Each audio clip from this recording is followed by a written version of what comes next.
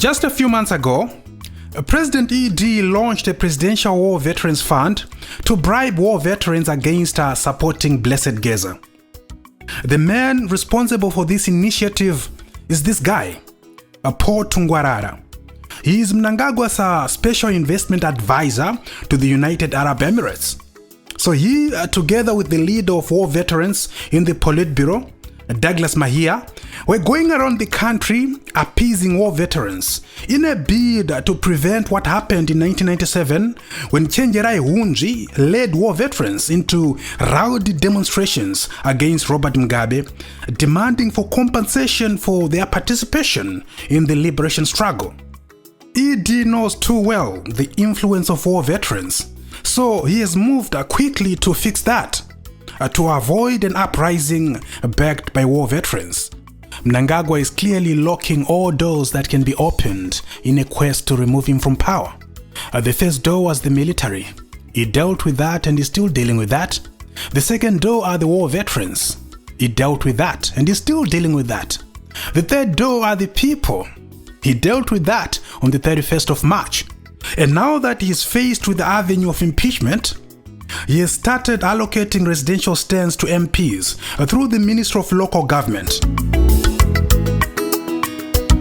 He is closing all avenues available to remove him from power. And what are these avenues again? The military, the war vets, the MPs, and of course, the people. The military can do a coup on him, so he reshuffles it. The war veterans are an extension of the military, so he bribes them. The people can do an uprising, so he uses force to scare them. And of course now the MPs, they can impeach him, so he's bribing them too. This is what I meant in my last video when I said impeaching ED won't be a walk in the park, just like removing Mugabe wasn't a walk in the park. However, the very fact that ED is doing all these power balancing acts shows you the extent of factionalism and how precarious the situation is. It tells you that ED's trust issues are eating him up. He is burning with suspicion, not knowing who to fully trust, because in this Game of Thrones, even your best friends can turn against you. After all, he has in the past said it himself that there are some in ZANU-PF who are plotting to impeach him. Does it then surprise anyone to see ED bribing MPs? As we speak, Parliament was adjourned on the 8th of April. It won't be in session until May.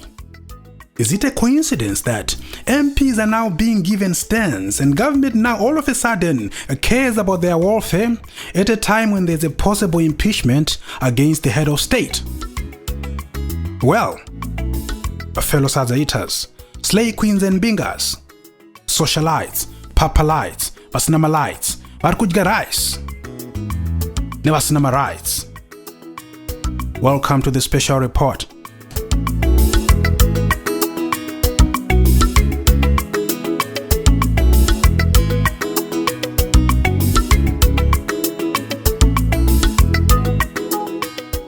What a time to be alive in Zimbabwe. Will Mnangagwa prevail against the opposition in his own party, and will Parliament entertain any impeachment proceeding against him? Remember, for an impeachment proceeding against ED to begin, one of the MPs must move a motion of impeachment in Parliament and another MP must support it. After that, Parliament must set up a joint committee of the Senate and House of Assembly to investigate the allegations leveled against the president. If that committee finds the president guilty, then Parliament must vote by a 2/3 majority to decide whether or not the president should be removed. That is how a Zimbabwean president is impeached. I explained this in detail in my last video. But today, I want to focus on Vice President Mohadi, but more specifically, his office.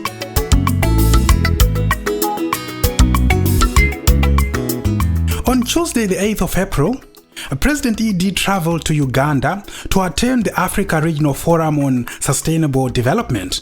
He returned home the following day. And guess who was acting president when ED was away? It's the weak and frail Kembo Mohadi. a man who evidently desperately needs rest but remains in office. Recently, he has experienced incidents where he struggles or appears to collapse while delivering speeches. On many occasions, he is pictured sleeping at official party and government functions. Any level-headed person can tell that VP Mohadi needs rest. Surely, Zimbabwe deserves a fully fit vice president who has a full capacity to fulfill his duties. Mohadi is 75, which is not that bad. So it's not really about his age, because there are many politicians who are far much older than Mohadi but are doing just fine. Ramaphosa is only 3 years younger than Mohadi. Trump is 78. Biden was 78 when he became president. He was still mentally and physically fit at the time. Mnangagwa is 82. Officially, that is. Because ED's age is controversial. I mean, ask Professor Jonathan Moyo. I'm talking about the old anti-ED Jonathan Moyo. Because the new Jonathan Moyo seems to have made a shift. He is literally 10 centimeters away from saying ED pair. If you can't beat them, support them. Maybe one day they will allow you to join them. Once a ZANU-PF, always a ZANU-PF. Anyway, the point was, for VP Mohadi, it's really not an age issue. It seems to be more of a health-related issue. There are unconfirmed reports suggesting that Mohadi is asked to step down due to poor health. Whether or not that is true, one thing is very clear. ED has never really been ready to let go of Mohadi, partly because of his power balancing act. Mohadi is to ED what Muzenda was to Mugabe. You see, Simon Muzenda was not ambitious. He was content with being VP. So Mugabe felt safe having such a man as his second in command. Mugabe never schemed against Muzenda. He liked having him around. In fact, there is a Simon Muzenda joke which went like, "Ndanzwa vanhu vachiti Mugabe ngaabviswe pachigaro. Saka munoti Mugabe akabviswa pachigaro, ko inini ndozoita vice president wani?" Translated, if you remove Robert Mugabe from power, who am I going to be deputy to? Mohadi is as harmless to ED as Muzenda was to Robert Mugabe. ED can't afford another Chiwenga as VP. That explains why he has never really been ready to replace Mohadi. I mean, the facts speak for themselves. In March 2021, Kembo Mohadi resigned as VP due to a sex scandal. You might say, a sex scandal? For such an old man? Well, I have no comment. But, as I was saying, Mohadi resigned in March 2021, but ED did not replace him. Zimbabwe went for 2.5 years without a second VP. In September 2023, Mohadi was reinstated as VP. So Zimbabwe was without a second VP for over 2.5 years, and we were just fine. This then begs the question, do we still need a second VP? Of what use is that post, especially now that it's being occupied by someone who is increasingly becoming incoherent and frail? The fact that ED was not able to replace Mohadi after his resignation suggests that he either has zero confidence or zero trust in the potential replacements. And also, the fact that Zimbabwe was fine for 2 years without a second VP and that ED did not see the need to fill that void suggests that there was no void to fill, and that the second VP post is not that important at all, meaning to say, it can be dispensed with. After all, the issue of 2 vice presidents only started in 1987. Before that, we only had 1 vice president. Actually, there was no vice president. We had 1 deputy prime minister, Simon Muzenda. So, having 2 vice presidents was necessitated by the need to address Gukurahundi and to accommodate Joshua Nkomo, who had disbanded his party, ZAPU, to join ZANU-PF after the Unity Accord. So therefore, the position of second vice president was not created because of workload. One vice president is more than enough for a medium-sized country like Zimbabwe. South Africa is 3 times bigger than Zimbabwe, and yet it has one VP. America is more than 20 times bigger than Zimbabwe, and yet it has one VP. Australia is 19 times bigger than Zimbabwe, and yet it has only one deputy prime minister. Zimbabwe doesn't need 2 vice presidents. If anything, we are just wasting taxpayers' money on an unnecessary and irrelevant post. If Mohadi was fully fit and physically capable, then it would be a completely different ball game. But the point is, as it is, Mohadi is pretty much just a placeholder. But the bigger point is, he is a placeholder of a position that we don't need. Think of the amount of money government spends on Mohadi just for his upkeep. Think of the government expenditure on Mohadi's motorcade, his aides and security detail. Think of the amount of fuel Mohadi uses for all his official and unofficial activities at the government's expense. Think of all the wages and salaries of all the people who work in Mohadi's office. Think of all the foreign trips and especially hotel bills, especially in the case of former VP Phelekezela Mpho. All these costs quickly add up for a cash-strapped, struggling economy like Zimbabwe. And who do you think pays for all that? It's the taxpayer. So all that for a post that we don't really need? Really? Moreover, there is this misconception that all former ZAPU members are by default Ndebele. This has led many to conclude that Ndebele shouldn't complain or demand for compensation and reparations on Gukuraundi because they have a whole VP post reserved for them.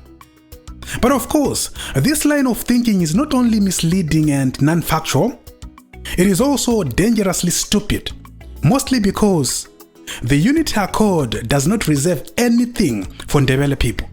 Nothing at all. But this notion of reserving a VP post for Ndebeles suggests that the highest political office a Ndebele person should aspire to is being a vice president. Now that is retrogressive. Such line of thinking has no place in a civilized society. No VP position should be reserved for one particular ethnic group, because by so doing, you are excluding that same group from taking up the highest office in the land, on the pretext that that group should be content with merely occupying the office of vice president. But the point I actually wanted to make is that it is not correct to assume that all former ZAPU people are Ndebele. ZAPU was not a Ndebele party. This must be understood by all. In fact, if you look at the top leadership of ZAPU before and after the 1963 split which gave birth to ZANU, you immediately realize that most of them were actually Shona. In fact, when you dig deeper, you actually realize that even Joshua Nkomo himself was not really Ndebele, but Kalanga. But of course, this is subject for debate, depending on how you define the term Ndebele.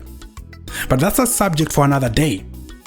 The point was, some people assume that to be former ZAPU means you are by default Ndebele. The issue of making someone VP simply because that person is former ZAPU is flawed to begin with.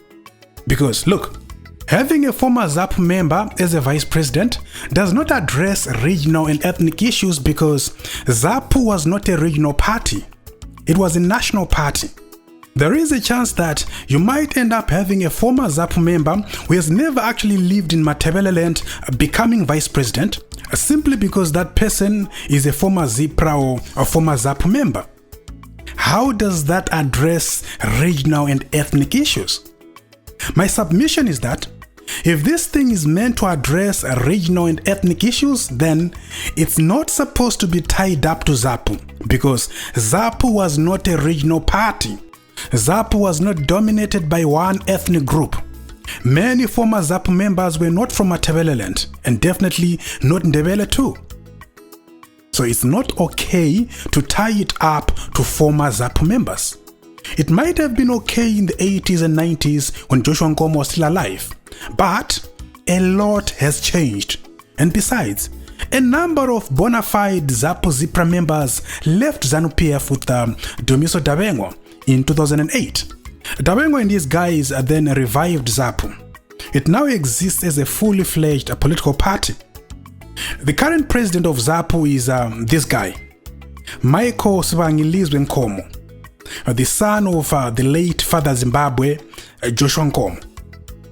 So ZAPU exists as a political party and it is being led by Joshua Nkomo's son, Sibangilizwe Nkomo.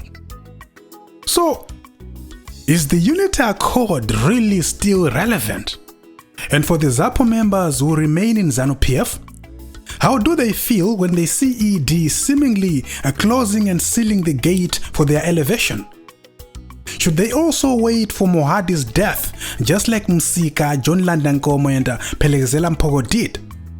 Remember, Joshua Nkomo died in office in 1999. He was replaced by Joseph Msika, who also died in office in 2009. Msika was replaced by John Nkomo, who also died in office in 2013. John Nkomo was replaced by Phelezela Mpogo, who was removed by the 2017 coup along with Mugabe. Mpogo was then replaced by Mohadi in 2017. Anyway, let's have a conversation in the comment section. Tell me, is the second vice president position still relevant in Zimbabwe? Is the Unity Accord still relevant? Was it ever relevant? If it was up to you, would Zimbabwe proceed with 2 vice presidents?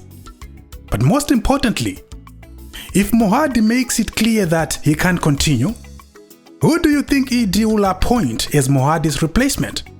Would ED take that opportunity to retire General Swanda and make him a vice president? Well, whatever happens, I'll be here to marinate you with all the details without fear or favor, because on this platform, we say it as it is. And as always, thank you so much for watching. And if you enjoy the content, please like and share.